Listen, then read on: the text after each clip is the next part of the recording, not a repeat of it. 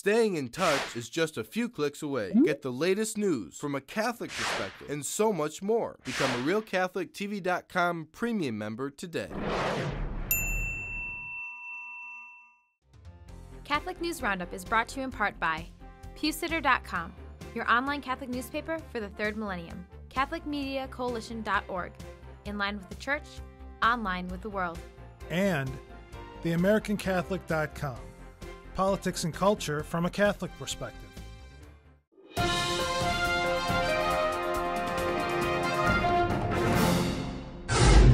Hello and welcome to today's edition of Catholic News Roundup. I'm Matthew McAuliffe.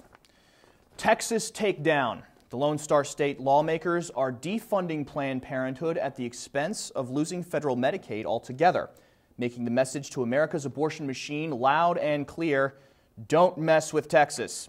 A spokeswoman for Medicaid, Stephanie Goodman, points out state lawmakers already have legislation in place forbidding abortion providers to take part in the women's health program, saying, quote, "We can't violate a perfectly valid state law just to appease Washington," end quote.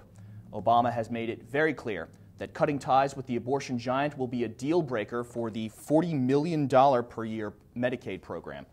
The Texas Health and Human Services Commissioner signed the rule late last week, which is slated to take effect on March 14th. Sisters supporting Obamacare. Nearly 24 religious communities of sisters have filed an amicus legal brief in support of the so-called compromise with the Obamacare mandate, bucking efforts of bishops to fight off an administration bent on parsing and crippling religious liberty rights. The Leadership Conference of Women Religious, among others, make the argument in the brief that they, quote, have seen the devastating impact of the lack of affordable health insurance and health care on women, children, and other vulnerable members of society, end quote. The brief has become a rallying cry for such liberal websites as Think Progress, holding the sisters' statement as proof that the objection of the United States Bishops' Conference is some kind of minority opinion. The amicus brief seems to be only one of the challenges to Catholic teaching rising to the surface, as it has recently been revealed in the statistics of a Baylor Graduate School researcher saying that 176 Catholic hospitals examined, 85 of them had performed sterilizations. Monastery Attacked. 30 armed men wearing masks attacking a Jesuit monastery in Syria demanded money and weapons. An anonymous monk at the monastery said that he thought it was strange that the men wanted weapons because the monastery represents itself as a meeting place for Christians and Muslims.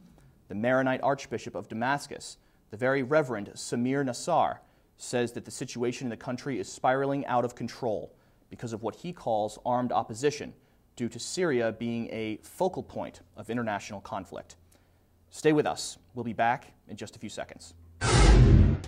Catholic News Roundup is brought to you in part by NewOxfordReview.org, the voice of Catholic Orthodoxy, in print and on the web, and RenewAmerica.com, expanding the influence of America's grassroots in the cause of freedom.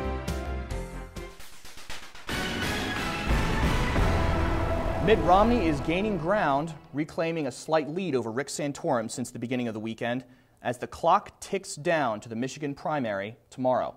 A compiled result of several polls on RealClearPolitics.com shows Romney ahead of Rick Santorum by 2 points, 36% of state voters to 34%.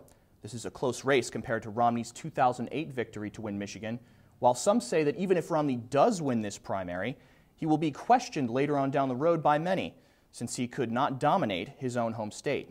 Romney, worth $250 million, also seems to be knocked back on his heels, having to defend his wealthy status in a state that has seen so much economic suffering, while Santorum's campaign focus has been to talk about reinstilling American values into society.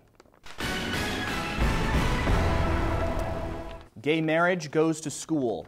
Teachers in the United Kingdom are going to be forced to teach school children that so-called homosexual marriage is important and may even face disciplinary action if they refuse.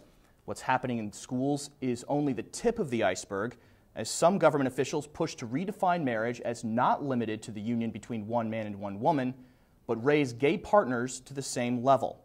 Fighting the trend is the Coalition for Marriage, which has already gathered some 36,000 signatures to stop the redefinition of marriage to include homosexual unions. And not unlike the battle over religious freedom being fought over the Obamacare mandate in the United States, government officials in the UK say that if the new legal definition of marriage is accomplished, religious exemptions will apply. However, Equalities Minister Lynn Featherstone says that the state alone will decide who can marry and not churches. I'm Matthew McAuliffe. Thanks for tuning in today. Be sure and tune in tomorrow for your daily dose of Catholic News Roundup right here on RealCatholicTV.com. Also be sure to check out The Vortex. And for our premium members, check out all of our latest programming. Thanks for tuning in. Be sure to tell all your friends about us. And as always, God bless you.